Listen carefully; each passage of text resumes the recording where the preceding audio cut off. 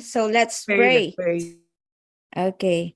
Dear Heavenly Father, as we are again gathered here today virtually, we just want to thank you for the gift of technology that allows us to connect despite physical distances. Bless our time together, grant us wisdom, understanding, and a spirit of collaboration. May our discussions be fruitful, productive, and may your guidance be with us throughout this meeting in your name. Lord Father, we just want to seek for your blessings, guidance, wisdom. Lord, inspire us to grow as a team, to learn, to grow, to support, and uplift one another. And may this time be filled with understanding, patience, and understanding. Bless our family, Lord. This we pray in Jesus' name. Amen. Amen, amen, Yan. amen. Ayan, grabe. So let's start. Mabuhay po kayong lahat. And today is our training and recognition day. Kayo po ba ay may mga downlines na OFW? Ayan. Meron ba kayong mga OFW na downlines? Ayun. Yes. Okay. And pangarap nyo po ba na sila po ay makabalik ng Pilipinas, no? O sa kanilang pamilya. And kung naaalala nyo, ayun, James Mosot, no? Yes, meron daw, no? Kung naaalala nyo po, no? Yung aking unang-unang YouTube, no? Yung Nalabat per site ka na ba? Pag pinakinggan mo yan, ina-address ko yan sa mga OFW, mostly, no? Na one at a time, no? Nakakita tayo ng opportunity dito kay Live Good. So ang goal natin one at a time, ang mga OFW ay mapauwi natin, mapabalik natin sa Pilipinas at makapiling nila ang kani-kanilang pamilya. So meron tayong mga i-interviewin, Coach Janet, no, and Coach Ferdy, and hinihiling ko lang po sa mga guests natin, no, na open your video para madali po namin kayong ma-add sa spotlight. Oo. Alright. And pakilala ko na po isa-isa sa inyo kung sino po yung ating pong mga guests, no? Unahin ko na po, ito, kilala nyo na to itong iba na, itong ano na to, no? Una kong ipapakilala sa inyo. Okay? Ready na kayo? Okay. A 4-year-old OFW, ayan, 2 years in 2 years in Qatar and 2 years in UAE. She is a gold rank right now, no? And malupit din tong leader na to. Gold na siya ngayon. At ngayon makakapiling natin siya at makikilala nyo, no? Ng, dito sa Zoom natin. Ayan, eto na po. I-add spotlight. Si Jobilin Llagono. Ayan. Ayan. Yan. Good evening po sa inyong lahat, sa lahat po ng nanonood. Good evening po, Coach Fernan, Coach Ferds, and Coach Maria Janet. Ayan, good morning po, good evening po sa lahat na nandito. Kinakabahan ako. Oo, so, isa pong privilege talaga na napasama ako dito sa ganitong ngayon interview, 'di ba? So para din sa mga OFW na kagaya ko, hopefully marami po kayong matutunan kung bakit talaga pinush namin na makapunta dito sa Pilipinas for good. Nang dahil din po yan sa Live Good. Ayan. May inspired kayo sa mga yan. Ako po, ako excited na eh. Eto, another thank you Jobilin. Yes. Ito sa Japan naman ang galing, no? And isa siyang welder sa Japan, no? For 3 years, mapagmahal sa magulang, sa mga kapatid, sa lahat ng tao. Napaka grabe yung service. Kahit kami noon nasa Japan, talagang sobra kaming inassist nitong bata na to, no? Gwapo to, ha? At available. Ewan ko lang kung available nga. Isa siyang OFW din, pero nag-for good na rin. Alright? I-welcome natin si Coach Christian Benluan. Ayan. Hey. Ayan. Yay. Hello po. Shoutout po sa first of all sa coach natin, no? Kay Coach Fernan, kay Coach Perks, and kay Coach Maria Janet. No? Konbanwa, ayan. Siguro naman, naririnig niyo ako madalas dito sa Zoom. Yan, ako po si Coach Christian Binloan, 3 years OFW sa bansang Ohio Gozaimasu. Sa Japan po, ayan. 3 years po ako doon na welder. And yun, nakita ko tong opportunity, then nag-decide na ako gawin siya full-time po ngayon. Ngayon, ginagawa ko na siya full-time. Yan po, Coach. Domo arigato, Coach. Yan. Doitashi Maste, Coach. Yan, Yeah. Japanese talaga. Gimimaste Fernande Dumuyurisikone. Alright. Yeah. And of course, atin po nga ipakilala, hindi pa nag-open ng video yung isa. Okay, paki-open Joanne yung video mo para ano. So pakilala ko na sa inyo, ito kilalang kilala nyo talaga. Naging guest natin to noong January 18. Okay, 4 years in Saudi, 1 year in UAE. And she's already a platinum, no? Platinum na siya. So please welcome our leaders na from Leyte, Mary Jane De Vera. Ayan. Ayun, no? Good morning, Dreammakers Worldwide! Ayan. So, good morning po, Coach Fernan, Coach Perds, and Coach Maria Janet. Ayan. So, especially po sa ating pong 1,000 participants na nakasubaybay sa atin ngayon. So, by the way, ako po si Mary Jane De Vera, former OFW from UAE, and nakauwi na po ng Pilipinas for good nang dahil kay Live Good. Within just almost 4 months na tinrabaho si Live Good and nakapag-decide na umuwi ng Pilipinas for good, and we are so blessed kasi hindi na po especially ako, hindi ko na po natapos yung kontrata ko nang dahil po kay Live Good. So yun po, malaking blessing po talaga. Especially maraming salamat din po na mabagyan ng pribilehiyo na makapag-talk dito sa Dream Makers Worldwide. So thank you so much po, Coach Fernan. Thank you. Dagan salamat sa imo, Mary Jane. And itong si Jane, no? Yung nararamdaman ni Jovelyn ngayon, yan ang unang naramdaman ni Mary Jane nung siya naging guest natin, Coach Purge, no? Nung January 18. Ngayon, makapal na. Leader ko po, Coach. Makapal na mukha ngayon, napansin. Na-train po. Na-train po sa akin. Leader ko po yan eh. Kita mo, di ba? Okay. Anyway, another guest natin, no? 4 sila na nag-for good na, nakakatawa. Talagang hawahan to, no? And magkakagrupo to, eh.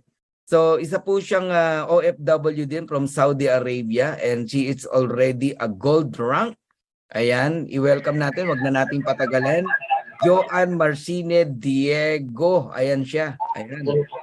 Ayun, so mapagpalang araw po sa ating lahat, no? Especially Coach Fernan, Coach Maria Janet, and then Coach Ferds. Ayun, so kinakabahan din ako kasi first time.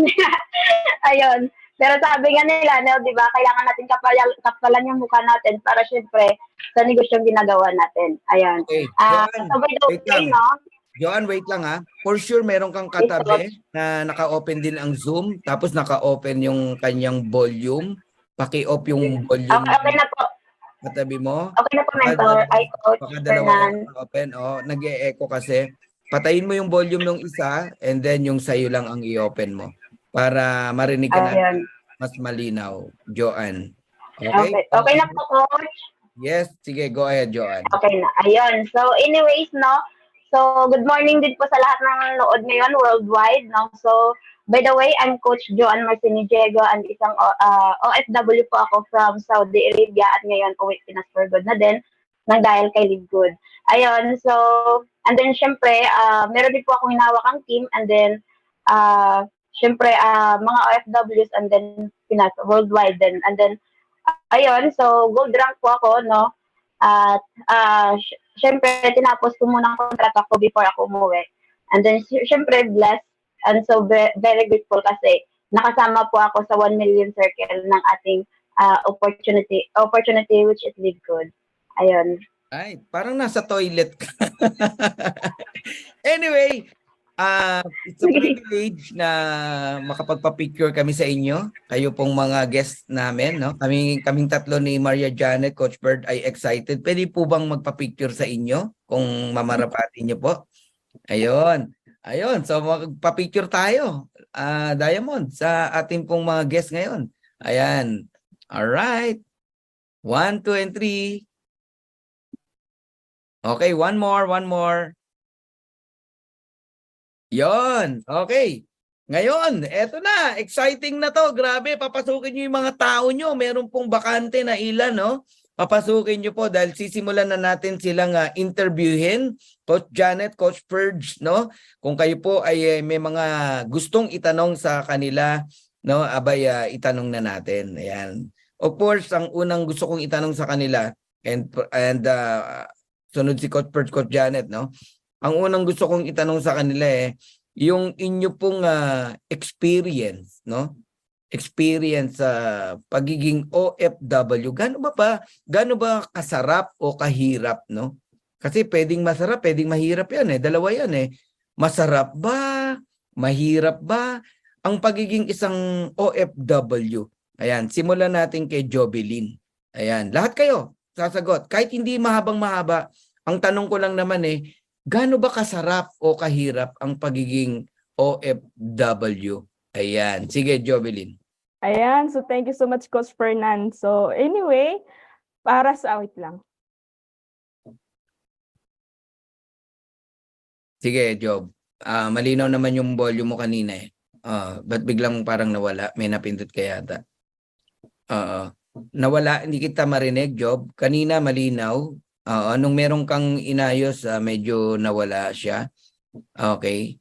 So muli nating pakinggan si Job, no? Ano yung experience niya sa pagiging OFW? Gaano kasarap o gaano kahirap? Sige, Job. Go ahead.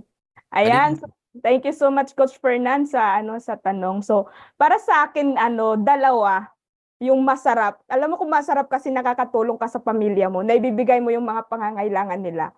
Pero ang mahirap is ikaw yung nagsasakripisyo. Oo. Kasi yung sabi nila na maganda lang sa pakinggan ang pagiging isang OFW. In reality, na kami po ang nandun sa abroad is sobrang hirap po. Kasi swerte-swertihan lang po kung magkakaroon ka ng magandang amo. 'Di ba? Kasi ako sa loob po ng 4 na taon is minalas po ako sa pangalawang abroad ko. Nagkaroon ako ng tatlong balik sa agency kasi hindi ko kinaya yung una kong amo, yung pangalawa kong amo, tapos yung pangatlo, wala akong choice So kailangan kasi kung babalik na naman ako, so mag-extend yung ano ko doon. Pero yung nasa isip ko is everything's happened for a reason kasi nakita ko si Coach Mary Jane, nakita ko ang isang siya kasi ang nagdala sa akin sa ganitong industriya. Oo, mahirap, grabe. Sobrang hirap yung naranasan ko doon sa UAE compared sa Qatar. Sa Qatar kasi, first timer ako, so okay yung naging amo ko kasi alam niya na bilang isang first timer, siyempre nag-a-adjust sa akin, nag-a-adjust din ako. Pero nung napunta ako sa UAE, yung sabi nila maganda nga daw sa UAE kasi open country, pero kabaliktaran yung nararasan ko doon. Kasi lahat ng dinanas ko doon sa Qatar, hindi ko naranasan ko lahat sa UAE. So naranasan ko na isang business, isang araw kakain. So yung tambak-tambak na trabaho kasi nagkaroon kasi ako ng unang amo, medyo mahigpit sa pagkain. Yung kailangan trabaho muna bago pagkain. So umalis ako doon. So pangalawang amo ko naman, yes, meron nga pagkain pero patay naman yung trabaho, patay naman yung katawan ko para sa trabaho. So dumating 1 a.m. Tsaka kapakakain ng hapunan tapos gigising ka ng alas 4. So doon ako nagpursige, nahanap ako ng another source of income na kayang-kaya kong gawin kahit na nasa loob lang ako ng amo ko, nasa loob lang ako ng bahay. 'Di ba? So blessed naman kasi nagkaroon ako ng amo doon sa pangatlong amo ko sa UAE. Pero minalas kasi hindi po kasi ako marunong magbantay ng bata. Dalaga po kasi ako, tapos bunso pa. So, ang nasa isip ko noon, paano ko aalagaan ng 2 months? 'Di ba? Hindi nga ako marunong ng diaper, pero ang nasa isip ko, wala na akong another option. Kasi kung mag-extend ako, hindi ko alam kung hanggang kailan ako doon. Kasi probably sana by August matatapos na yung kontrata ko sa first amo ko. Yun nga, minalas. So bumalik tayo sa agency. So nag-start ako sa pangatlong amo ko December. Oo. Sobrang hirap kasi nga nag-a-adjust ako. So nung time na pauwi na din ako dito, doon ko nakita si Live Good. So talaga hindi ako, alam mo yung hindi ako nagdadalawang isip na na maghanap ng umiyak na si Coach Mary Jane. Oo, kasi sa hindi po nakakaalam, yung pinagdaanan po ni Coach Mary Jane at ako is iisa lang po. Kasi mag-ina po yung amo namin. So, di ba? So, yung time na naghahanap si Coach Mary Jane ng another source of income kasi yung sitwasyon niya is kabalik naman din sa akin. Yung parang nag-intact yung sitwasyon namin, parang nagsama. Kasi siya breadwinner. Ako hindi naman talaga masasabi na breadwinner, pero parang hindi ko maaako na makita yung mga pamangkin ko na nanghihingi sa akin. Kapatid ko. So, di ba, hindi mo yun maaako bilang isang kapatid. So, ang naiisip ko palagi, makakatulong lang. Pero, nandun na ako sa point na hindi pwedeng tulong lang ako ng tulong. Kailangan tulungan ko din yung sarili ko. Di ba? Paano ko matutulungan sila kung ako mismo wala akong narating sa buhay? Hindi pwedeng hindi ko minamalit yung pagiging isang OFW, lalong-lalo na sa loob ng bahay. Pero yung nasa isip ko is hindi ako habang buhay ganito. Tumatanda ako eh. So yun ang palagi kong inisip. Kaya noong the moment na naghanap si Coach Mary Jane ng another source of income, kahit mahal, sinunggaban namin. Kasi nasa point na kami noon na, nasa point na ako na alam mo yung hindi pwedeng ganito yung buhay namin na na abroad o sa Pinas abroad na naman, hindi pwede. Kasi baka ma-expire po yung mattress ko. Pinapatuwa ko lang kayo sa seryoso na kayo. Okay. Jovelyn, i-reserve mo yung iba mong sasabihin, pero grabe, dami nakaka-relate sa'yo, no? Actually, ako, naiyak na din ako, pinipigilan ko lang, no? And yun, tama ka raw, kabayan, no? And yung apply mo, umiyak na, no? Si Mary Jane, magkasama pala kayo. Yes Okay. po. Oo. And mamaya yung question namin sa inyo na another topic na kung paano nyo na convert yung inyong situation into good opportunity. Okay, punta tayo kay Christian, no? Christian, gusto ko naming marinig, no?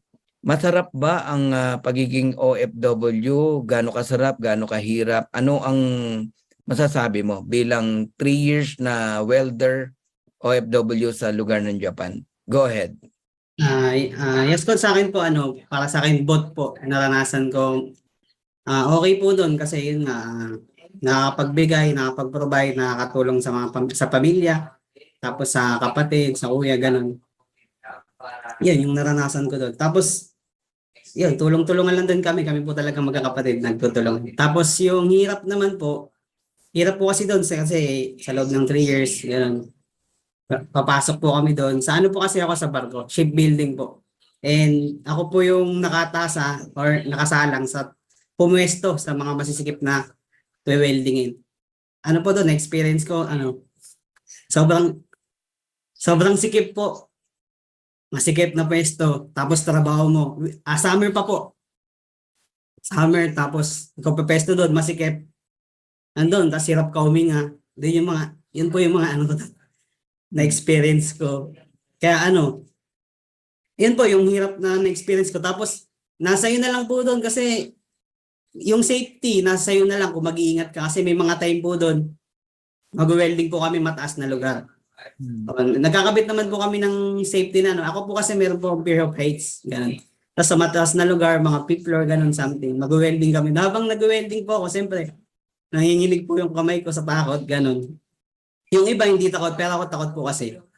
Tapos yun, dahil lang din sa hirap na, swerte doon pagka-winter po kasi yung trabaho po namin, mainit, welding, ganun. Pero pagka-summer doon po, mangayayat ka po talaga sa init. Opo. Swerte na lang din po kasi nabigyan ako ng opportunity na makapag-abroad. Hindi ko naman pinag-pray ko talaga na makapunta doon. Maganda kasi nakatulong sa pamilya, gano'n, nakatulong sa mga kapatid. Tapos, yun lang din, nag-decide lang din ako na coach. Nung nakita ko ng opportunity, pinag-pray ko po talaga na dumating tong Live Good, inaral ko, gano'n po. Tapos, yun, nag-decide na ako na gawin siya. Tapos mahirap po talaga coach kasi sa 3 taon, paulit-ulit lang po yun na gano'n nangyayari sa akin. Malay mo lang, bigla kang sobrang sikip po ng pwesto, may matay ka doon, mawalan ka ng malay, hihilahin ka na lang sa paa mo, hindi Ganun po. Kaya sabi ko, hanggang kailan na maganda naman yung malaki yung sahod po doon sa bansang Japan. Pero nag-decide lang din po ako na hanggang kailan na ganito po yung gagawin ko. Kung may opportunity naman, available naman po. Parehas lang, mahirap po kasi, pumili lang din ako ng ano, gagawin ko na meron. Kasi nagiging successful naman ako sa lahat ng ginagawa ko. Masipag naman po ako sa trabaho. Why not hindi dito sa ano, opportunity na to, nabigyan ko ng oras na darating yung time magiging successful ako po. Kasi sa mga trabaho po, madalas hindi po talaga ako ma-absent.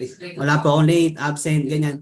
Yun, kahit ano lang din ang pagmamahal mo sa company, once na may nagawa kang mali, suspend ka nila.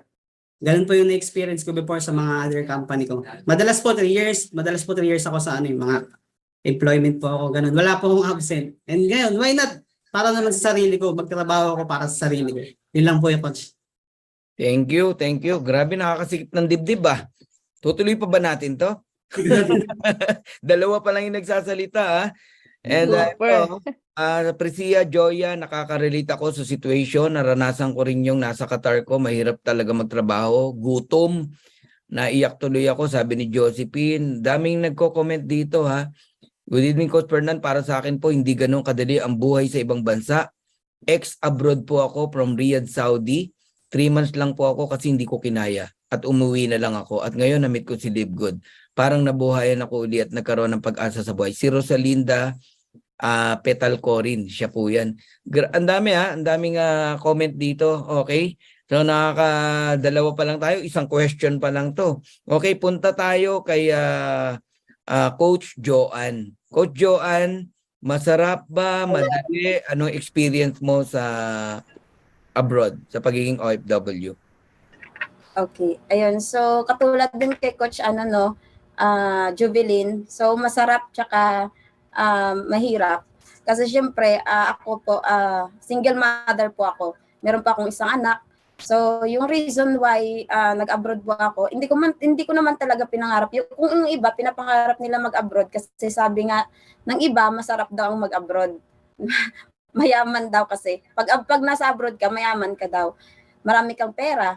So, hindi ko po pinangarap na mag-abroad kasi sa base sa mga naririnig ko sa mga kapitbahay namin na nag-abroad is minamaltrato ng amo. So, hindi ko po yun pinangarap. Pero dahil po sa hirap ng buhay, no, nangyari, kumbaga, grinab ko po yung opportunity na mag-abroad, lalo na po nung pandemic. Kasi wala po, especially may anak po ako na maliit. So, nag-decide po ako na mag-abroad, no, dahil sa pera. Kasi lahat naman tayo, problema pera talaga eh. Anin man natin na kasama yung pamilya natin kung wala tayong pera, wala tayong trabaho, useless din, no? So, yun, masarap siya kasi syempre nabibigyan ko sustain ko po yung yung needs ng family ko, ng anak ko. Pero sobrang hirap, deep inside talaga sobrang hirap. 'Di ba? Ayun, iyak na ako. Ayun, so why kasi syempre ako po meron po ako sa anak ko, hindi ko po naranasan na mawala sa kanya ng ilang oras lang. 'Di ba? So, pero dahil po sa pera, sinakripisyo ko po 'yun. Yan. So, nablessan man ako ng mabait na amo. Pero yung tipong yun nga, na-bless na mabait naman yung amo ko. May alaga akong bata eh. Pero yung masakit doon na part, naalagaan ko po yung ibang bata, pero sarili kong anak, hindi ko naalagaan.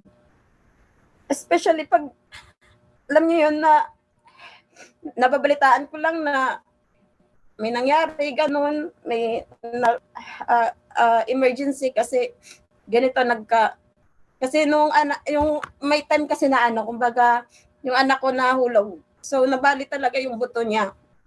So, So, sabi ko, kung ako kaya yung nagbabantay ng anak ko, mangyayari, hindi. Diba? So, nabibigyan ko man sila syempre, ng needs nila. Nabibigay ko nga yung gusto ng anak ko. Pero hindi ko siya kasama, hindi ko siya naaalagaan. So, yun yung pinakamasakit na part sa pagiging isang OFW. Kaya, sobrang hirap talaga na, kumbaga, nasa abroad ka, di ba? Hindi mo naalagaan, especially sa mga magulang sa mga nakaka-relate. So kaya nung dumating si Live Good, nung shinare talaga si Live Good, kasi syempre hindi po si Live Good talaga yung unang company na sinalihan ko. Pero dinala ako ulit dito ng upline ko dito sa Live Good. And then nung nakita ko na talaga yung kagandahan ng kumpla ni Live Good is talagang tinudo ko na, kasi sabi ko, pag tumagal pa ako dito sa abroad, pag nag-extend pa ako, ano pa kaya yung mangyayari sana ko, 'di ba? Kasi may nangyari din sa amin kumbaga nire-relate ko din sa sarili ko na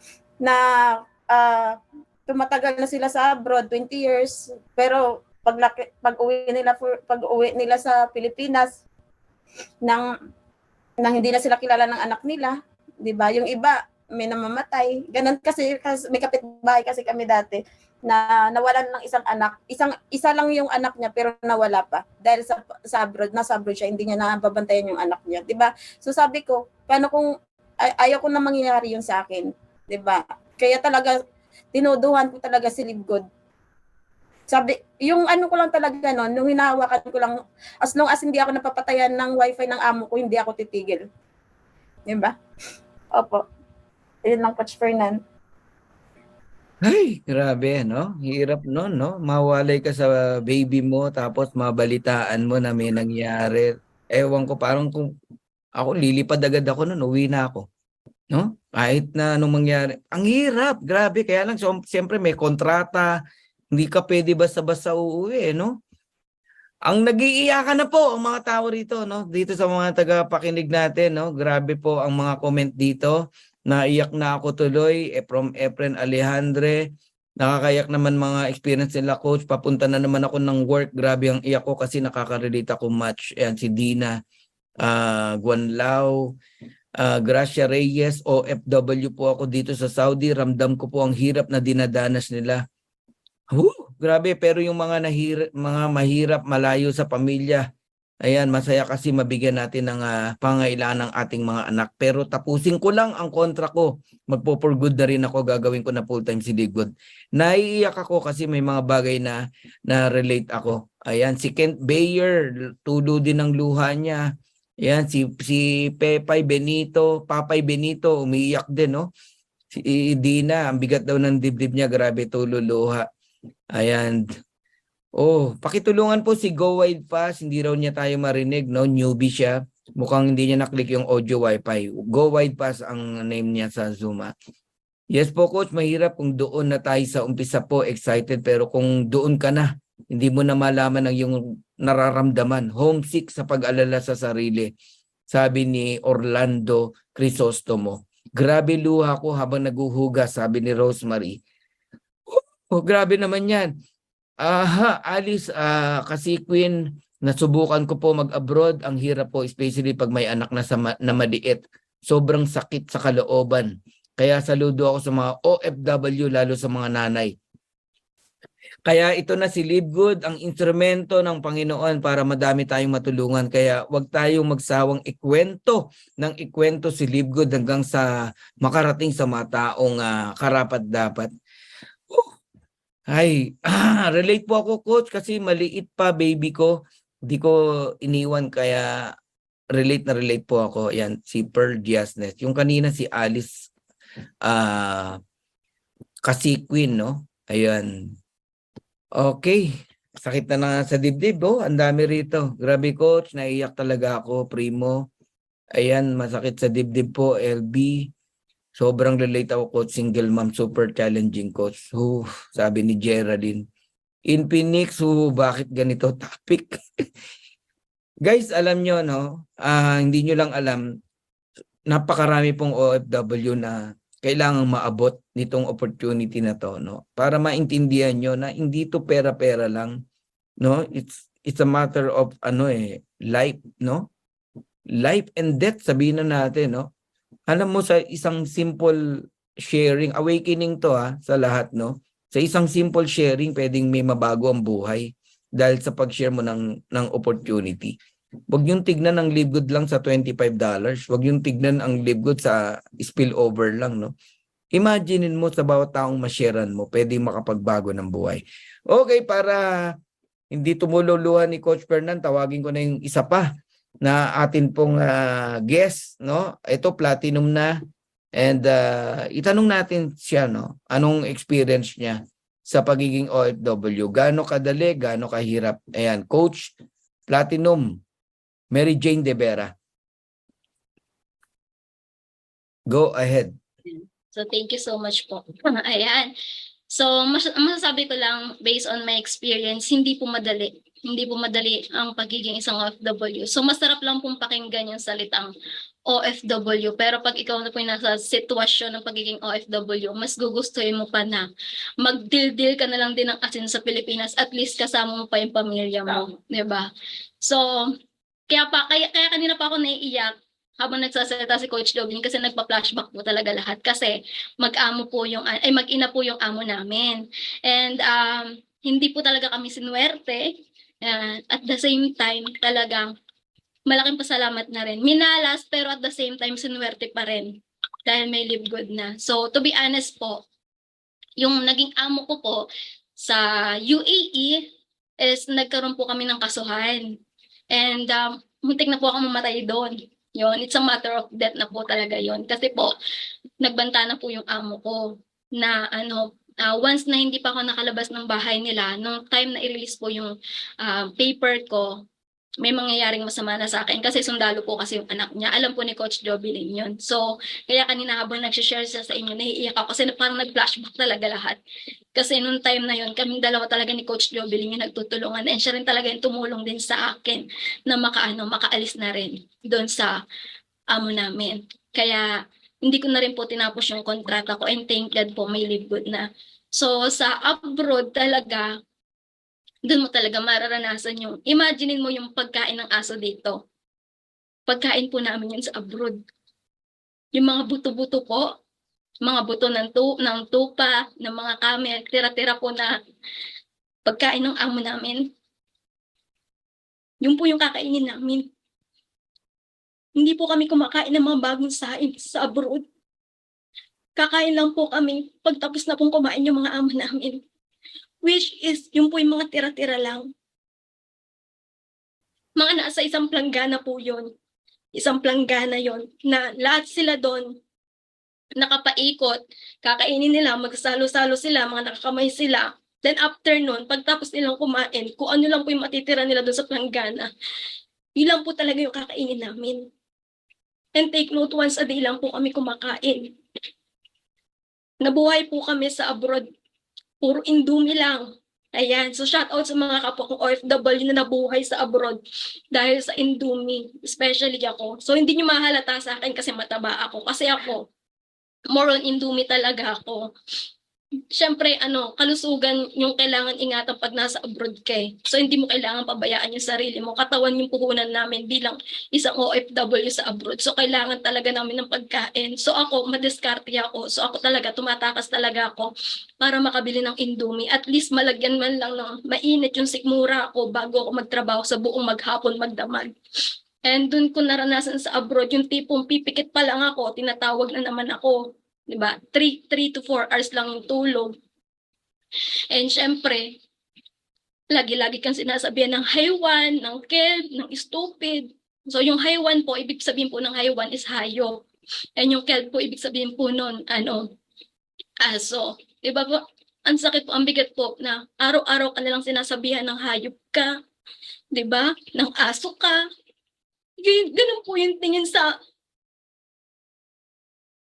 amin na mga OFW, especially po sa Middle East. Aso. Bakit? Kasi po yung mga tira-tira lang po nilang pagkain yung kinakain namin.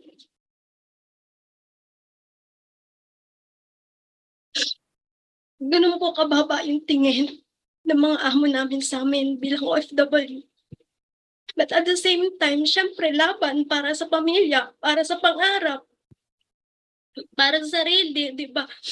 Magpatuloy lang hanggat di pa nakikitang matagumpay yung sarili, yung pamilya, patuloy, laban lang.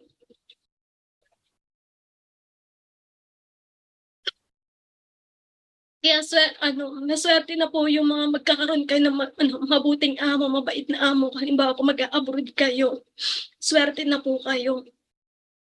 And ipinagpapasalamat ko pa rin at the same time, kahit ganun yung naging trato sa akin ng amo ko, at least hindi ako sinaktan. 'Di ba? Nito lang, yung sa UAE lang talaga. Doon talaga nagkaroon talaga ng physical talaga. Nasaktan din kasi ako ng amo ko. And binantaan niya talaga ako. Na pag hindi pa ako nakaalis sa bahay niya, doon na ako mamamatay.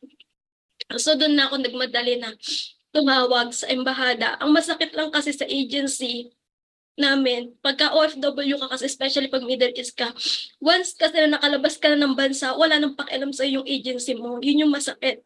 'Di ba? Yung kahit kaya maraming OFW, especially sa Middle East, ang namamatay.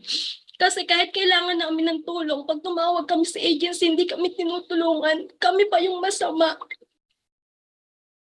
Maraming beses po akong tumawag sa agency nung time na yon. Pero ang sabi ng agency, tiisin daw. 2 years lang naman yung kontrata, kaya naman itaguyod. Walang problema sa amin. Sabi ko sa agency ko, walang problema sa akin ng trabaho. Ito yung trabaho na pinunta ko dito. Pero yung babantaan, sasaktan ka, pagdadamutan ka sa pagkain, even itlog, isang pirasong itlog. Sa sobrang gutom ko, kasi maghapon yun eh. Maghapon, magdamag talaga walang kain. Sa sobrang gutom ko, alam niyo pag ginawa ko, nagnakaw po ako ng itlog sa ref. Nung nalaman po ng amo ko yung galit na galit pa. Itlog na lang yun isang itlog lang. Galit na galit pa.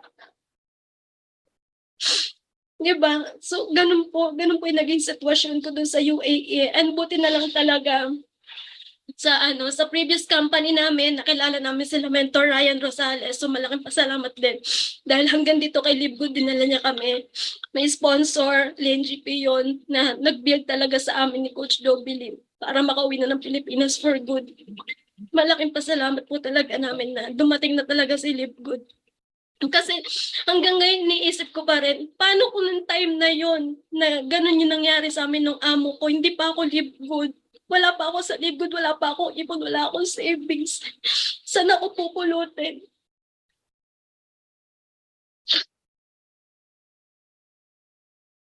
Kaya kanina ba nagkukwento si Jobin, talaga naiiyak na kasi nag-flashback ko talaga lahat. Nakita ko po kasi yung sitwasyon ko.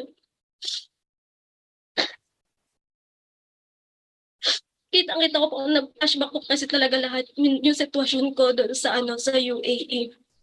Kaya anong time na na-release kagad yung papel ko galing po sa embahada ng UAE. Agad-agad po na mayroon po isang Pilipina na kasama din namin doon na binigyan niya ako ng number po ng taxi para makontak ko kasi ang sabi po kasi ng amo ko, once na lumabas po ako sa bahay nila, may mangyayari na daw sa akin. So ako, ang ginawa ko, habang nag-e-empake ako ng gamit ko, tinawagan ko na po yung Pilipina. Sabi ko sa kanya, lalabas na ako ng bahay ng amo ko. Kailangan may taxi na paglabas ko. So yun, paglabas ko po ng bahay ng amo ko. Ang masakit pa nga pinagtulakan pa ako eh. Binato niya pa talaga yung mga gamit ko, binuhos niya talaga. Hindi po talaga tao eh, hayop po talaga yung turing eh, diba? So paglabas pa lang po ng bahay ng amo ko, buti na lang po dumating na po kagad yung taxi. And buti na lang po ng time talaga na nasa Libgood na ako kasi yung pera ko po na kinikita sa Libgood, naipon ko po.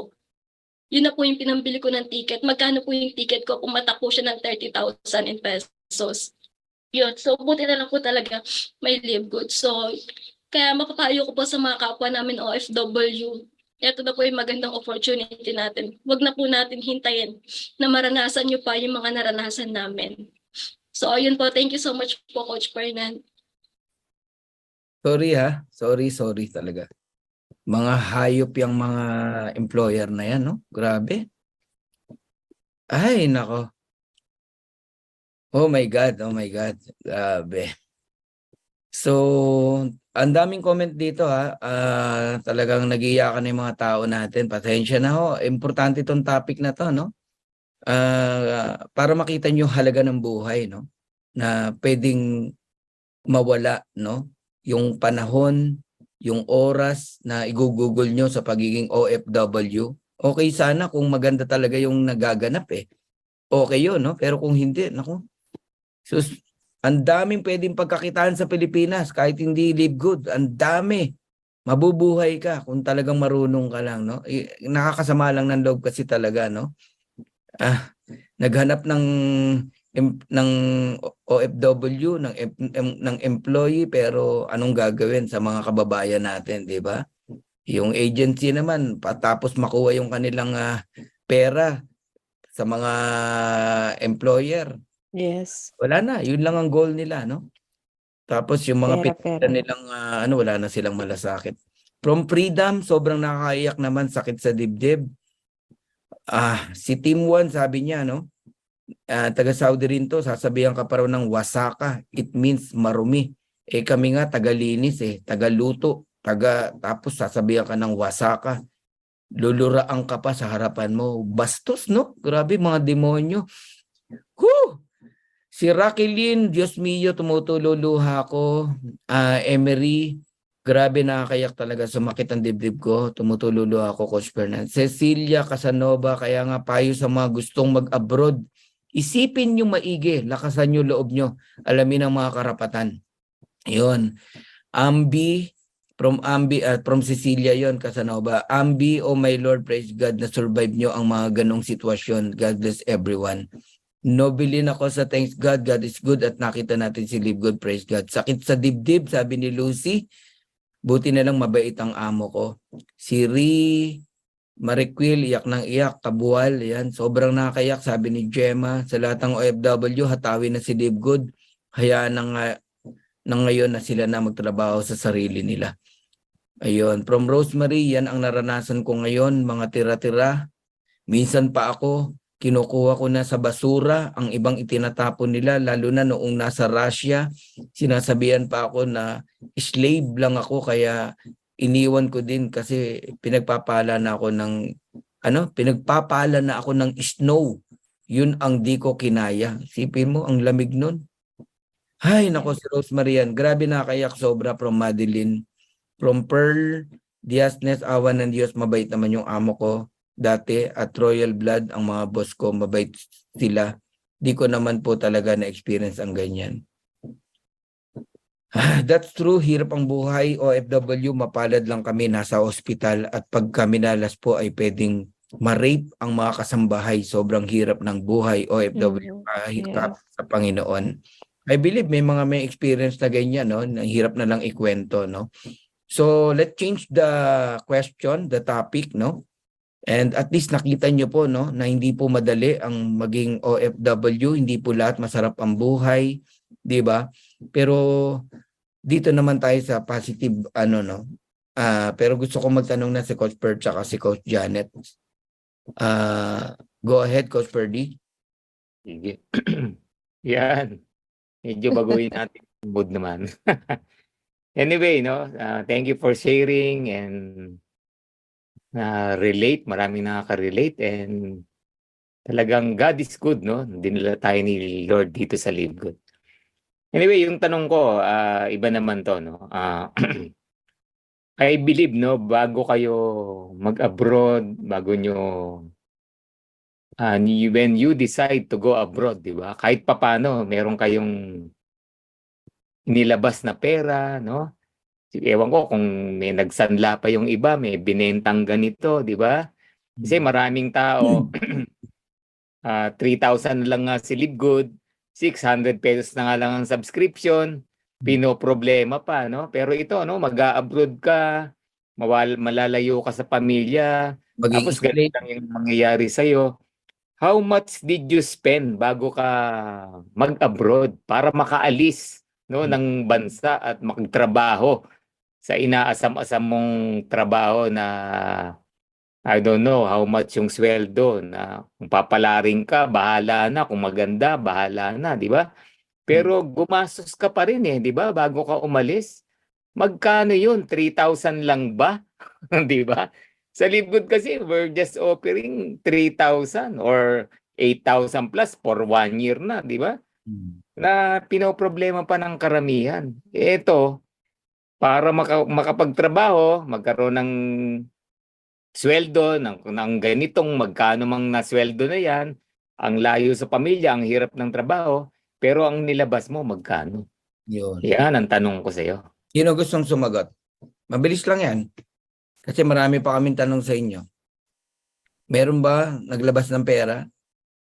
O magkano? Ano po, coach? Hello, coach. Ako na lang po sasagot, coach. Para, yung nagastos ko dun, coach, sa nasa 100 to 150,000 po. Pa-Japan. Wow! Nagawa, coach, lang po, nangutang lang din. Mhm. Nangutang sa home credit, ganyan. Mhm. Tapos sa mga tito. Interest yun, ha? May interest yun. Pa Ang yun. lakas na interest sa home credit. Ang laki na interest. Nangutang po ako. Tapos nung pagdating ko naman po ng Japan, yun po yung inuna kong bayaran para matapos. Kasi malaki po, inuna ko agad, binayaran ko po agad. Pero marami po rin yung coach na pinagdaanan, tulungan po talaga kami magkapit. Ngayon po, nasa 100 to 150,000. Overall na po yan. And naabot po ako, coach, ng 2 years para po may mga swerte, 6 months, mabilis ganun. Ako 2 years kasi inaabot din po ng pandemic. Na-delay din po kami nun. Kami po yung survivor ng pandemic. January 2, parang January 3 sarado na po yung embassy. Nakalis po kami January 2. Kinabukasan sarado na po. Ngayon, kaya Babe, no? rin po talaga. Blessing din po talaga na nakapag. Meron pang gustong magdagdag sa na yan? About na-spend nyo bago makaalis? Yung ginawa nyo ng paraan talaga? Jane? Actually, sa Middle East po, wala po talagang binabayaran. All expenses po talaga ng agency yun. Pero kasi ako, before ako mag-apply bilang DH, nag-apply po ako ng skilled. Kasi po, graduate po ako ng nursing aid. Na-applyan ko po talaga pharmacy assistant. Pero ang hinihingi po kasi sa akin is 65,000. And syempre, mahirap po yung buhay sa Pilipinas. Kaya hindi po talaga kinaya. Kaya bumagsak po sa DH, sa Middle East. And wala pong expenses doon pagka po DH po sa Middle East. Unlike po sa Asia. Malaki po kasi pagka sa Asia eh. Yun po. Pero, Si Evangeline Chanko, kahit nga ako, sabi niya, DH lang, umutang pa ako, 15% ang tubo. O yan, si Team 1 naman, Elma, ng Saudi, 30,000 kasama bahay. Ayan, si Rodolfo, wala pa 20,000 sweldo, sabi niya. Ayan. Okay, sige, Coach Bird. Ano yung gusto mo? hindi, yan. Okay na yun. Okay na. Diba? Alright. Sige, pwede na yun, no? Coach Janet, can you add another, meron ka bang gustong itanong sa kanila? Yeah, okay. Change the vibration kasi masyado na tayong talagang mabigat. Grabe. Ang yung mata mo, Janet. Oo nga, kasi nakaka-relate ako sa kanila. Like, grabe, lalo na yung safety issue ni Coach Christian, yung welder. Yun yung ibang, yung difference ng ibang country. Like, hindi kayo pwedeng mag-citizen, right? Dahil under temporary worker permit kayo, di ba? So, una yung health issue. Tapos yung kay Joanne, yung iniwanan yung anak, ay grabe yun. Nakaka-relate ako doon. So, kaya ako, naiyak. So, change natin yung vibration, no? So, ang question ko, lights on or lights off? Ikaw ba yan, Aboy Abunda? Araw may iba. Hindi, ganito. I-change natin yung vibration. Ngayon, given all those, yung mga, yung mga hugot natin, no? Yung rason. Ano naman ang nag-inspire sa inyo para gawin ang Live Good? Alam na namin yung grabe masyadong malalim. So, ano naman yung nag-inspire na talagang gagawin ko ang Live Good? Meron bang Sinong tumagot? Jobelin. Ayan, yes. Sa akin po talaga is pamilya, especially parents ko. Kasi medyo may edad na din. 'Di ba? Especially talaga yung papa ko kasi may time talaga na pag hindi na kayang huminga, talagang nagpapa-hospital na. Yun yung isa sa rason kung bakit ko ginawa yung Live Good kasi ayaw kong dumating sa point na hindi naman natin hawak yung buhay ng isa't isa, pero naranasan ko din kasi nung sa Qatar ako na namatay yung kapatid ko pero wala akong nagawa kasi nasa kontrata ako 'di ba? Yeah. So, yun yung rason nga kung bakit ako ginawa yung Live Good, kung bakit ako nahanap ng another source of income kasi ayaw kong dumating din sa point na mawawala man yung pamilya ko, hindi ako makapunta o hindi ako makauwi sa Pilipinas. Yun yung isa sa rason talaga kasi kaya mas maganda din talaga para sa akin din, para din sa aking sarili, para naman hindi ako pwede na tumanda ako dun sa abroad. Ganun yung nasa isip ko. Kaya kung bakit habang mas maaga ginawa ko si Live Good. Kahit ang hirap Ang hirap talaga kasi may bata kang inaano, kinakalong pero naglalatag ka. So, nasa ano lang talaga yan, diskarte. Kasi nakadiskarte ka nga paano kumain, makahanap ng pagkain sa abroad, sa ibang bansa. Bakit hindi ka magdiskarte para sa kinabukasan mo, para sa future ng pamilya mo at sa sarili mo? Kaya yun yung isa sa rason kung bakit ko ginawa yung Live Good. Ayan po. Galing. Alright. Meron pang gusto mag-add?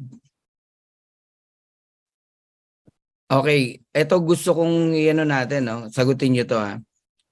Doon tayo sa conversion ng after nung situation nyo, no? Can you please kwento nyo lang, no? Paano nyo nakita si Live Good, no? Tapos nag-decide kayo na gawin to. Tapos masabi nyo na eto na kasi ang lalakas ng loob nyo, nag-for good na agad kayo sa loob lang ng how many months, no?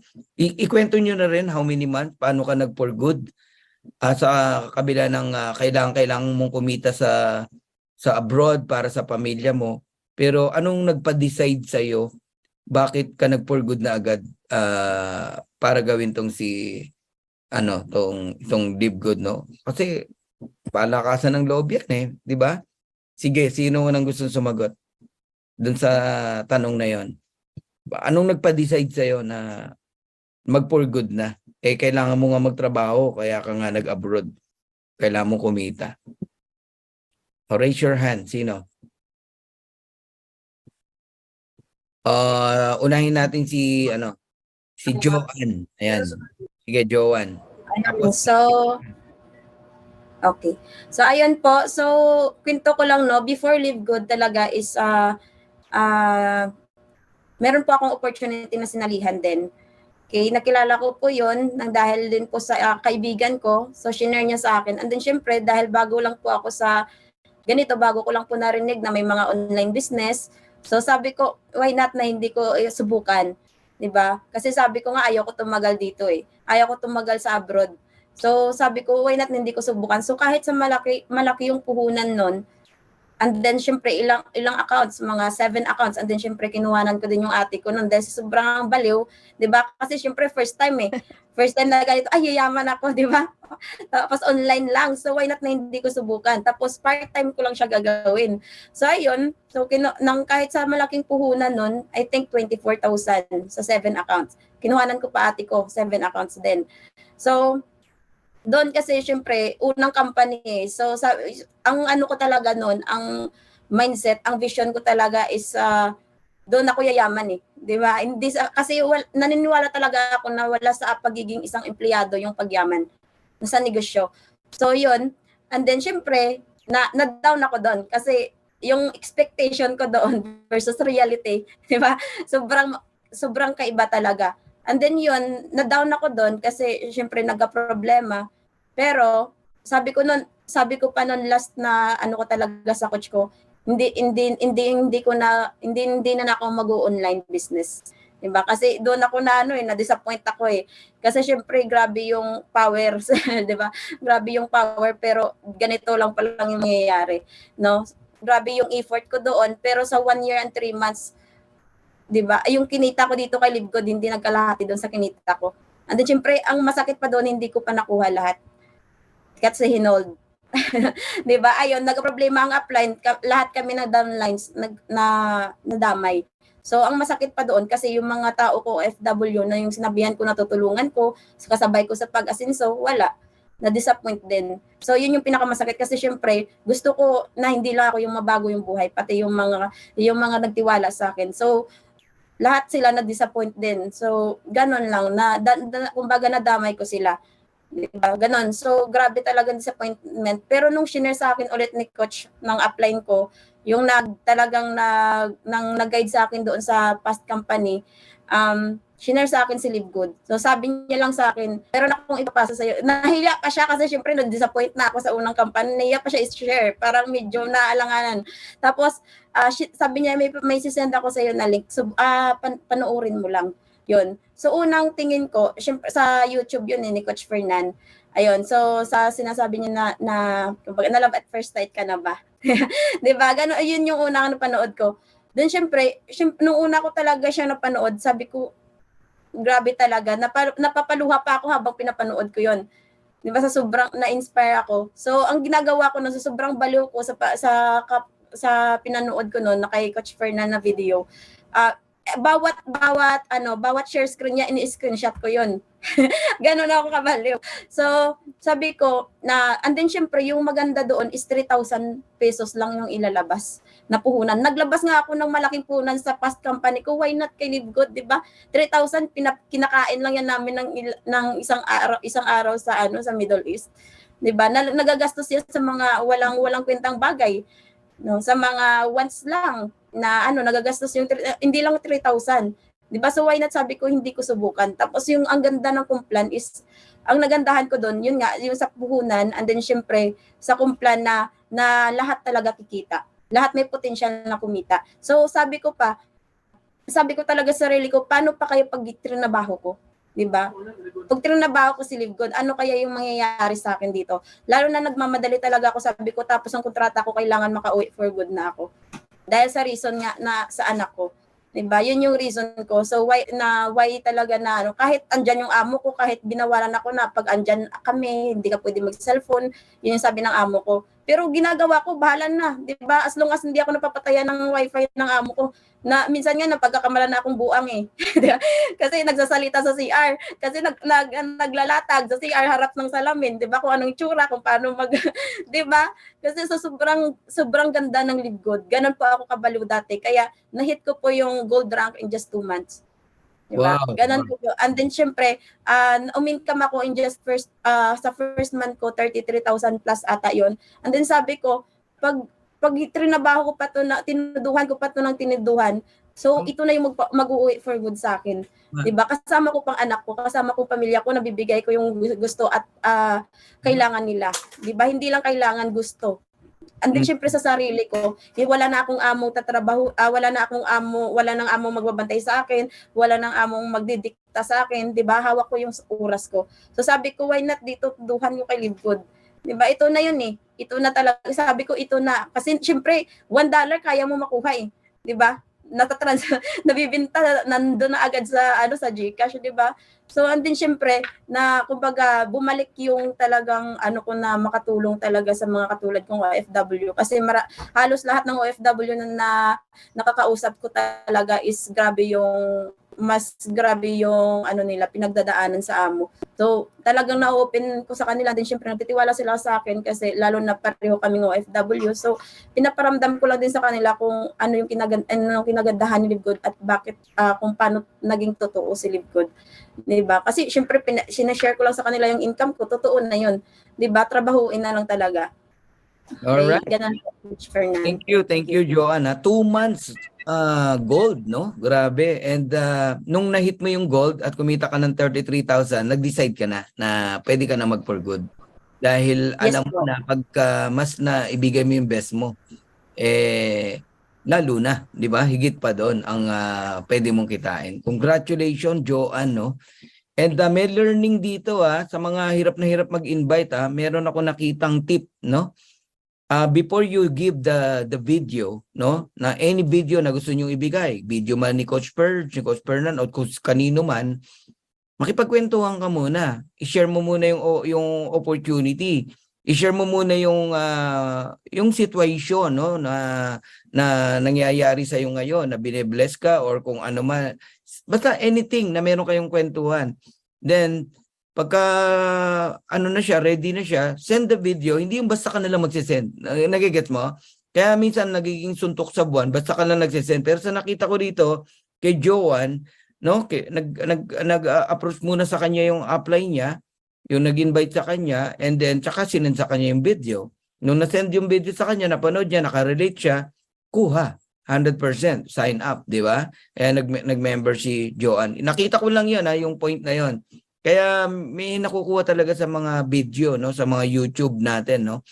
Pero ang tip, maganda makakwentuhan mo muna yung mga kakilala mo, then hindi basta nagsesend ka lang ng video na para kang scammer, no. Ganun ang nangyayari. All right. anyone na gustong sumunod? Ganon din na tanong, no? Ano yung nagpa-decide sa'yo na mag-for good na? Anong level mo o sitwasyon mo na during live good? Nagli-live good ka, then bigla ka nag-decide, teka, magpo-for good na ako. Bakit? Ano yung nagpa-decide sa'yo? Anyone? Ay, Christian, ikaw pala yung nagtaas din ng kamay. Okay, go. Yung ano coach, yung ano po, yung maging channel of blessing sa katulad ko, lalo mga OFW na ganito na bawat sessionan ko, yun, mababago po yung buhay nila. Tsaka kung mauunawaan po natin yung kagandahan ng compensation plan ni Libgon,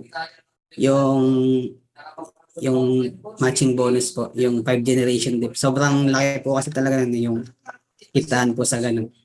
Yes, ayun, sa ano lang din ko, sa pamilya, hinahabol ko lang din kasi yung time na gano'n na hindi naman sila habang buhay na ganyan na bata na hangga't maaari andyan pa sila, 'di ba? Ma-enjoy nila na kung magiging successful dito, 'di ba? Nakikita ko naman yun na magiging successful talaga ako dito. Mas maaga na may enjoy nila yung time na yun pa kasi dito ko lang din coach na narinig na yung pangarap pala ng magulang ko dahil sa kahirapan, 'di ba? Dahil naman lahat naman po tayo may pangarap pero dahil sa kahirapan po na sasantabi po natin yun. Dito ko lang po nalaman na pangarap po pala ng mama ko na dream country niya po pala yung Japan. Dito ko lang din nalaman sa negosyo. And yun lang din po yung deepest way ko, family po talaga. Kasi inahabol ko yung time na gusto ko yung parana sa kanila, yung magandang buhay. Kasi yun, gusto ko lang din coach na maging matuldukan po yung kahirapan ng buhay namin. Kasi di naman po kami ganun kayaman, ganun. Gusto ko lang din po na maging sa pamilya. Kasi blessing talaga coach yung ganito ako yung nabigyan ng ganitong mindset mag-isip. Yan, blessing talaga kasi wala naman sa amin coach na business minded mag-isip ganun. Siguro may reason bakit na natuto ako ng ganito. Yun lang din po coach. Nung ko lang din, kinumpute ko lang din doon kung pinapabalik po ako doon actually sa Japan kasi maganda talaga yung performance ko doon. Sinabihan nga din po ako doon ng yung boss namin doon, sabi niya. Parang yung nagpaalam na po ako, parang malungkot sila doon lahat. Sabi nila, you did well. And minsan lang siya magsabi ng gano'n sa mga tao niya. Pinapabalik po ako doon actually. Pero ako talaga nag-decide na gawin si Live Good full time kasi yung oras. Kasi yung pera kikitain pero yung oras hindi na po talaga yun mababalik once na nawala sa iyo po. Yun lang po coach. Kaya nag-decide po ako. Realization, no, yung kay Christian, no, hindi man ganun pa kalaki yung kinikita niya sa Live Good, no? Pero nakita niya na pag tinrabaho niya to, kaya niyang kitain yung kinikita niya sa Japan, no? Malaki-laki po ang sweldo ni Christian sa Japan, no? Ang dami na rin naming kwentuhan yan. Kaya lang yung hirap, yung situation na nakita nyo na, 'di ba? Ang panahon doon kung di sobrang lamig, sobrang init, no? Tapos yung kanyang kinikwento kanina na nasa isang maliit na lugar. Nasa isang maliit na lugar ka, nakahiga ka, nag-acetylene ka ng 'di ba? Nagwe-welding ka. Apakahirap talaga no? Hindi ganoon kadali, no? Pero he is confident, no? Na mag-for good dahil alam niya ang Live Good good sa kanya, no? Direction para yung alam mo yon yung kanyang mga magulang mapadali yung deepest way niya na maibigay, no? Maipasyal sa Japan ang kanyang pamilya at maibigay yung mga kagustuhan ng kanyang pamilya. Thank you, Christian. You can add Jobeline, Mary Jane. Ayan. Sige. So, thank you so much, Coach. Sa akin, kaya ako nakapag-decide talaga na mag-for good is pagod. Pagod, puyat, tapos ayokong dumating yung point na doon na ako tumanda sa pag-a-abroad. Alam mo yung dumating na sa point na tulong lang ako ng tulong, tapos sino ang tutulong sa akin? 'Di ba? Doon ko na-realize So sa loob na na hindi magkasama naman po kami ni Coach Joan sa dating kumpanya. So medyo malaki-laki din po yung namin doon na na pera, pero the moment na nagkalabuan na yung team ni Coach Ryan kasi under po kami Coach Ryan dati sa another company. So the moment na nagkalabuan na is talagang din parang nawalan na din po ako ng pag-asa. Kasi nga malaking doon pero nung time na pinakita sa amin na okay, pasok kayo sa Zoom kung may tawag dito kung may time. Pero sa sa time kasi ng 7 dito sa ano is 5. So 5 nagsiuwian na yung mga alaga ko. So busy na talaga ako niyan, prepare sa mga hapunan nila, pero nagagawan ko po ng paraan. Minsan minsan sa YouTube, tapos minsan pumapasok ako, doon ko na realize na maganda ang Live Good kasi sumugal nga ako doon sa 24K, almost sumabot din kami doon ng 100K kasi yung pabago-bago yung sistema kasi lumalabas ng ganitong system na naman, another system, another kitaan na naman. So, syempre bilang isang OFW, gusto mong makapag for good. So, lahat, kung ano ang offer sa isang kumpanya, lahat kukunin mo. 'Di ba? Sino nakaka-relate? So, ganun talaga kami ni Coach Mary Jean eh. Kung sinabi na, ganitong system na naman, tapos na kami doon sa 8 na kitaan. So, dito na naman sa 8 na tawag dito, another rank. So, ang ginawa namin, labas talaga na kami ng labas ng pera kasi nga ang plano talaga namin is makapag for good na. So, the moment na nakita ko yung Live Good, okay to kasi sa halagang 3,000. Tapos yung iniisip ko pang long term kasi tingnan mo si Netflix, hanggang ngayon nag-ooperate pa. Si Amazon hanggang ngayon nag-ooperate pa. So, talagang tinudo ko.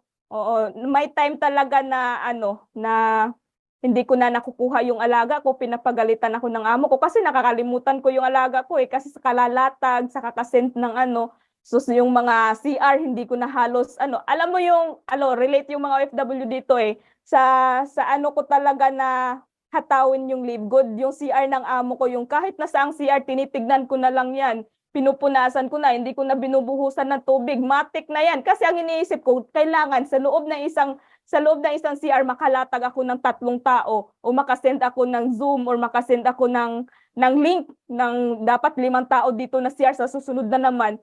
So, instead na ginawa kong part-time, 'di ba? Ginawa kong part-time yung negosyo pero ginawa ko siyang full-time doon. Ginawa kong part-time yung pagiging isang OFW ko doon. So, napapabayaan ko yung mga alaga ko. So, the moment na naging gold na ako, so nagkalabuan din kami ng amo ko kasi pinauwi niya ako na hindi pa tapos yung kontrata ko. So, sa akin, naging lakas loob ako na okay, ito na yung chance ko. 'Di ba? Everything happens for a reason kasi pinauwi niya ako na kahit na hindi tapos yung kontrata ko. So, why not? Nandito na ako sa Live Good, gagawin ko na lang yung Live Good. 'Di ba? So, again, hindi din naging madali yung pag-uwi ko kasi hindi siya bumili ng ticket sa akin from Cagayan to Mindanao. So buti na lang may Live Good. Nakabili ako on the spot ng kasi ang kita ko sa Live Good is nasa GCash. So on the spot ako bumili online ng ticket, tapos yung bagahe ko sa mo yung porsigido na talaga kung uwing-uwi na ako. So binayaran ko yung bagahe ko mahigit 7K. Sa Live Good ko lang po yun kinuha. So, ganun katindi kung bakit, sino ba ang makakapag for good kung malaking tulong sa buhay ko? Paano na lang kaya 3 to 5 years from now, ano pa ang kayang gawin ng negosyo? 'Di ba? Ng Live Good kung ikaw mismo is gagawin mo na lang. So, yun yung isa sa rason kung bakit talaga ako nakapag-desisyon na makapag for good. Kasi kitang-kita ko na may resulta na ako na ito na. 'Di ba? Kumikita kahit papaano. Pero at least nakaka-survive ako. Hindi na ako yung tipo na, yes, kumikita kami sa OFW bilang 220 to 25,000. Swertehan na pag 25,000. Pero yung pagod, puyat, hindi mo kaya. Di masusuklian. Unlike dito sa Live Good, ikaw ang gagawa ng sarili mong sahod. Diba? At saka nasa time pa din, may sarili ka ng time, wala ng amo na sa'yo. Magsasabi na ganito, ganyan. Dito Dito pala ng ikaw sweldo, kaya. no? 20 Yes. to 25. My God. Pinaka swertihan na po yun talaga, Coach, 25. Kasi usually pag middle is 20 to 21. Aabot pa nga sa Saudi Arabia, aabot nga 19 yan 19.8. Barang ganun, 19.8 o. Depende sa palitan. Kaya talagang mas pinursige namin dito sa Live Good. Kasi ang laki. Kahit pa paano kumikita kami monthly. Si Coach Mary Jean kumikita na monthly 20,000. So bakit pa kami pupunta sa abroad? 'Di ba? Oo. So ayun lang. Saka alam mo na pag nagsipag ka, higit pa doon ang kitain mo, 'di ba? Kaya mong i-predict yung income mo sa Live Good sipag lang ang katapat 'di ba? Pero syempre kung maghihintay ka lang, don't predict 2,047.50 na segue pa 'yun no? Yung hindi nagwo-work, yun yung nagpe-predict ng ano eh. Pag nagwo-work ka, mape-predict mo yung income mo. Can you add, Jane, yung nag-decide sa'yo na mag-live good, mag-ano na for good na? Ayan. So, what made me decide na mag-for good? Yung pong sitwasyon ko doon. Aside from that, syempre, napansin ko po kasi maganda po yung pamalakad ng community po under po nila Coach Martinel Dagasdas, Coach Trick Zaizon Quezon, especially kay Coach Ryan Rosales and my direct upline kay Linji Peyon. So maganda po yung pamamalakad nila sa mga tao. And talagang sila po rin talaga yung nag-build din sa akin and nagpalakas din ng loob sa akin. Kaya nga dumating talaga sa point na sa CR talaga naglalatag talaga ako. Ayan. So, yung tipo talagang mayat maya nagpapaalam sa amo kahit lagi kami nag-aaway ng amo ko, nagbabangay ng amo ko, makapaglatag lang talaga ako sa CR. Ginagawa ko talaga. So, yun yung nakapagpa-decide talaga sa akin na makauwi ng Pilipinas for good. And doon ko rin po na-realize, pag talagang win-workout mo, tinrabaho mo talaga si Live Good, talaga mas malaki pa talaga yung kikitain namin kaysa sa abroad eh. Kasi ako, naranasan ko kumita ako sa weekly ng 11,000, 13,000. Imagine nyo sa weekly pa lang po yun. What if Pakiulit? sa weekly po, nung nasa abroad po ako, nasa UAE po ako, habang ginagawa ko siya sa CR, kumikita po ako ng 11,000 to 13,000 weekly po.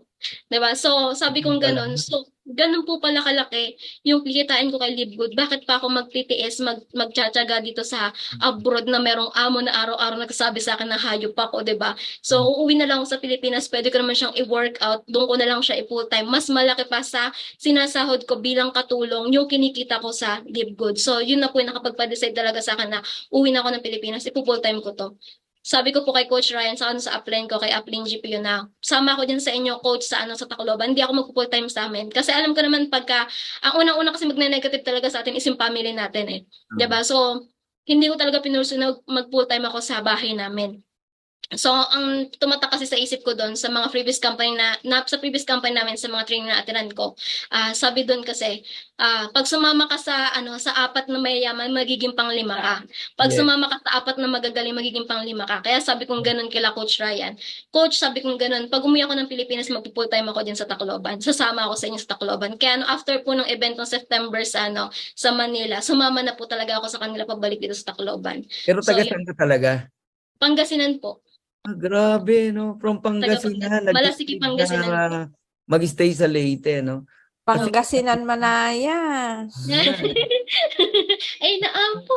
Talaga yung surrounded ka ng mga tamang tao di ba? Opo. Alam mo, right decision niya. Kahit ako, ganun ang gagawin ko. Even Christian Benluan, Yes po. Pangasinan din to Pero nag-for good sa Tacloban din, sa Leyte. Coach, nandito mo kami sa Tacloban. Oo. Comfort zone kasi doon, Coach.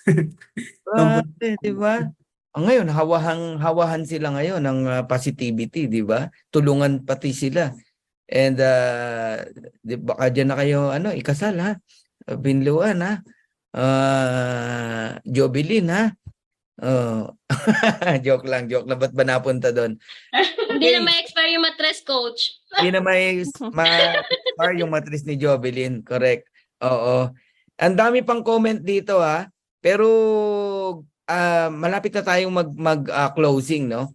Can you add Coach Purge, Coach Janet na tanong para sa kanila? Ang daming napupulot ng mga tagapakinig natin, no? And of course, lalathala to, no? Lathala talaga, no? Mapupunta natin to. Yes. Naabangan na to. Sige, Coach Purge. Natututo rin habang nakikinig, no? Daming learnings. Simple sharing, alam mo kung nakikinig ka talaga, daming learnings. Kaya we're so blessed sa mga sharing nyo, no? Thank you, Jobilin, Christian, Mary Jane, and Joanne. Yung last question ko sa inyo, no? Kasi yung isa ko sanang question, yun din pareho kay Coach Fernan. Nasagot na. Pero pinalitan ko ito.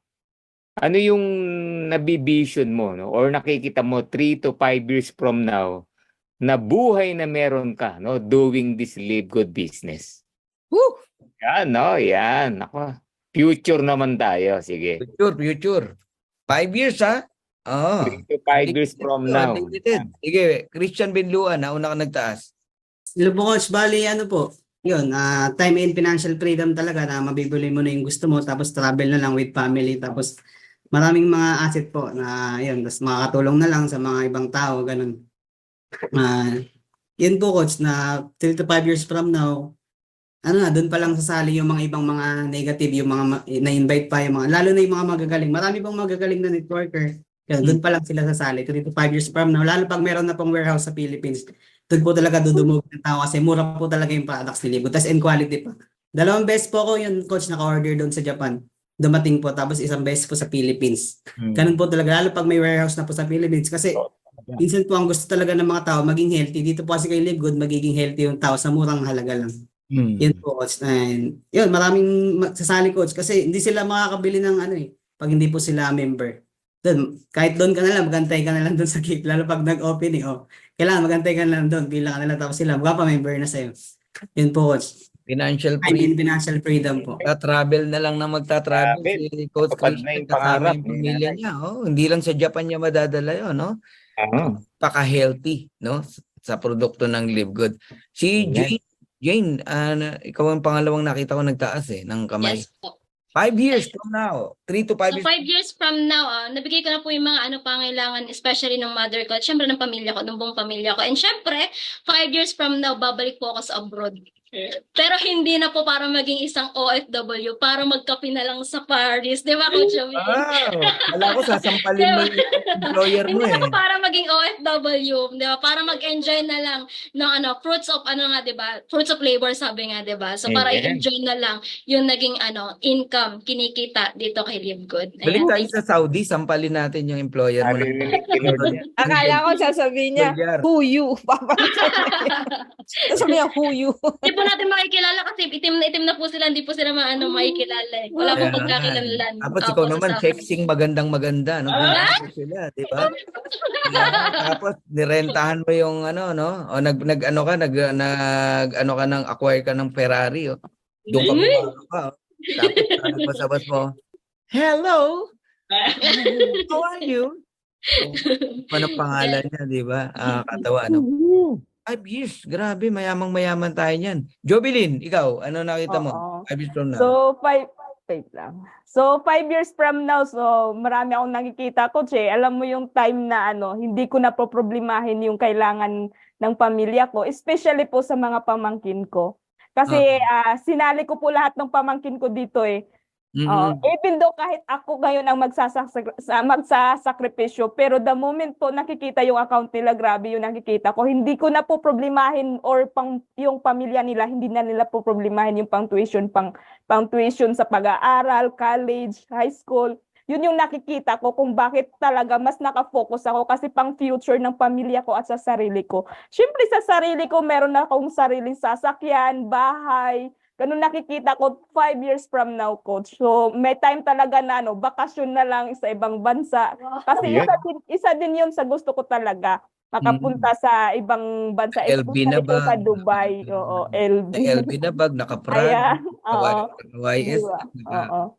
Grabe. Gusto kong balikan yung Dubai, coach, kasi actually nakapunta ako sa Dubai pero kalong ko yung bata or push ako ng cart ng bata kasi may bata akong inaalagaan. Pero gusto ko makapunta doon, makapunta sa Dubai na alam mo yung proud na ako, Shopping. naka-shopping ako na mag-isa or may kasama man, at least proud ako na hindi na ako katulong pumunta doon. Oo, businesswoman na. Oo, so inshallah mangyayari din yun 5 years from now, di ba?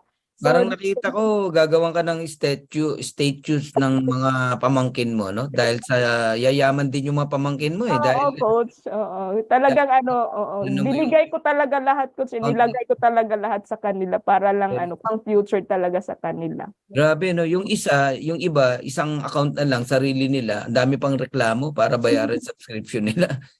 Pag naintindihan mo to, nakita mo kung nakikinig po kayo, no? Si Jobilin, pati mga pamangkin niya, di ba? Nilagay niya, pinawesto niya, sinakripisyo niya dahil alam niya na mayroong magandang pahantungan di ba?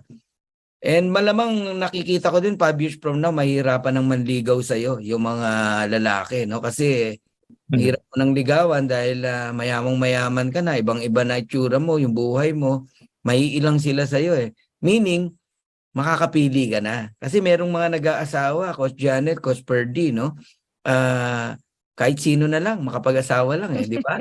Hindi na makapamili gawa ng bukod sa nagkakaedad na, wala pang pera. Para bang yung pangarap niya, ginawang sagot is yung pag-aasawa. Pag nag-asawa ako, solve ang problema ko. Yung pala, Yeah. doble hirap ang lalong naranasan. May mga ganyan kaya ko kayong kwentuhan ng mga ganyang story Isipin mo yung anak pinag-aral ng magulang, yung babae, tapos nung natapos, sa hirap ng buhay, tinakasan yung pagtulong sa pamilya, nag-asawa, na akala niya magiging maganda buhay niya. Pero nung kapalit, naging miserable lalo yung buhay. Nakapag-asawa ng adik, sugarol, manginginom, gabi-gabi ang baho. Kasi lasinggero Yun ang naging buhay niya kasi tinalikuran niya yung yung responsibility sa family na sana tumulong muna siya, in-enjoy niya yung pagiging natapos siya, di ba? Yun, yung mga ganon, di ba? Pero ako naniniwala ako naman na kayo mababait kayo, Ayan, si Christian, mabait sa pamilya, sa magulang. Talagang may magandang future na dadalhin ang Lord para sa inyo. Okay, pati sa partners, Ayan ang prayer ko sa inyo. Coach Janet, meron ka bang gustong itanong pa sa kanila bago tayo magtapos? Yeah. Pero before yung question ko, meron na akong i-advise kila, I think, especially kay Mary Jane, dun sa experience niya, no? Kasi parang traumatized siya Siya yung most traumatized sa kanilang apat. So, try to consult a psychometrician or psychology kasi every time na kinikwento niya, nagpa-flashback. So, may trauma siya. That's how I look at it. So, before ko makalimutan yung And then for them, syempre I am learning from them and nakaka-relate ako. Although hindi kasing bigat yung experience, no? I'm learning from them and sa apat na to and also to the listeners yung kanilang pagiging determined at resilient, matyaga sila, Coach Fernan, Coach Ferds, plus resilient sila, yung nag-bounce back sila sa mga setbacks na naranasan nila. And that is very important na kailangan din natin sa negosyong ito. Right? Now, coming from them, gusto ko sanang marinig, Coach Fernan, kung ano yung maibibigay nilang tip or yung natutunan nilang skill dito sa Live Good na pwede ba nilang i-impart para magawa ng ating mga ka-partners, ka-affiliates, and kagaya ding mga OFW para mamayagpag sila sa Live Good. So, magbibigay kayo ng tip or advice sa mga OFW o mga nakikinig dito para ipagpatuloy nila to. Anong maibibigay niyo tip? Sino mauna? Okay? Meron ba? Gusto mauna? Parang ayaw niyo magbigay ng tip Sinasarili yung Ako na lang po. Si Joan muna. Okay, guys.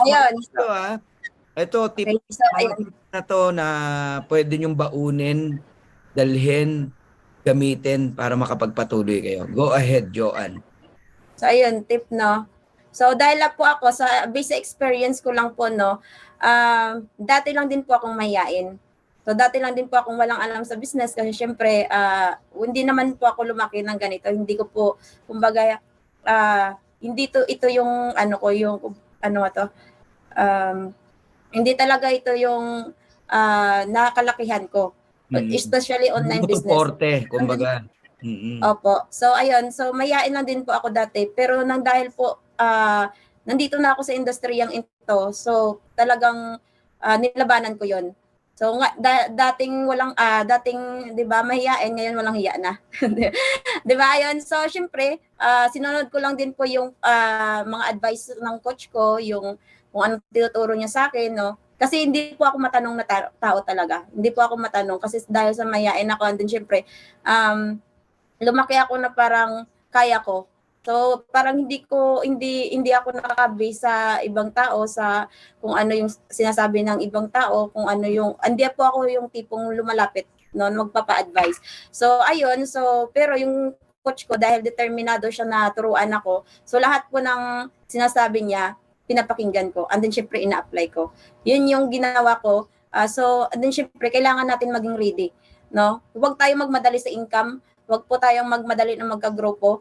So, be ready kasi syempre malaki po yung community, marami ka pong taong tutulungan. So, kailangan muna natin maging ready kasi yung income follow na lang yan eh.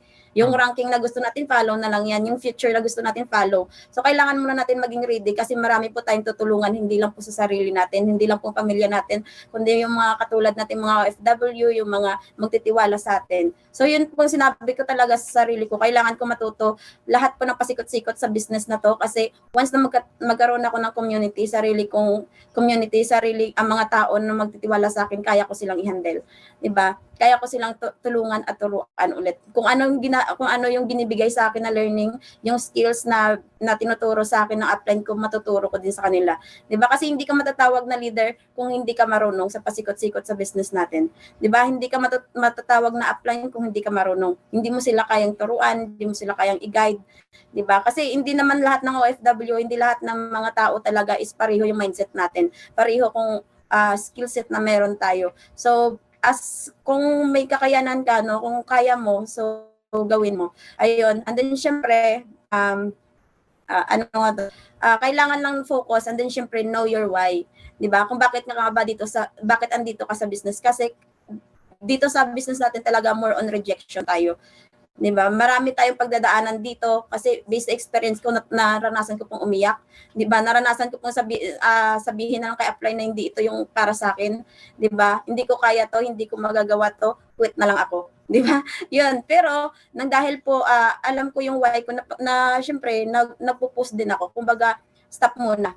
Before po ako mag-decide, kailangan ko muna stop yung sarili ko. And then, syempre, magtanong ako, bakit nga ba talaga ako nandito? Diba? Bakit ko nga ba ginagawa to? Bakit ko po grinab ang opportunity na to kahit sa maliit lang na halaga? So, I know my why. So, bakit ako nagtuloy-tuloy? Bakit po ako tumibay? Bakit po ako naging Batman dito? Di ba? Batot manhid. So, ayun po. And then, syempre, hindi ko po kailangan talaga na, kumbaga, dibdibin kung anong sinasabi ng tao kasi sarili ko lang din magpapawi sa akin, Pinas for good eh. Di ba? Ako lang din yung magpapakain sa pamilya ko, sa anak ko, magbibigay ng sa kanila, magsusustain sa kanila ng needs nila, di ba? So, hindi yung ibang tao. So, sabi ko, bakit ko sila papakinggan? Di ba? Kasi dito naranasan ko dito na kahit yung pinagkatiwalaan kong tao, yung sobrang, di ba, malapit na kami pero siya pa yung nag-down sa akin. Di ba? Ganon. So, yun, tinuloy-tuloy ko yan. Di syempre pinakita ko sa kanila, sa kanya kung na hindi siya kawalan. Di ba? So, and then yun, nagawa ko naman, thank God, kasi andyan si God para i-guide ako. Diba? So, yun lang din yun. As OFW, kailangan, wag po kayong, kahit mabait yung amo nyo, no? Kasi ako mabait yung amo ko eh. Pero hindi yun reason na tumagal ako ng abroad. Ayaw kong tumagal ng abroad. Diba? Kasi hindi masarap nga, kumikita ka. Diba? Pero, hindi mo nakakasama yung pamilya mo, yung anak mo, diba? Yung mga mahal mo sa buhay.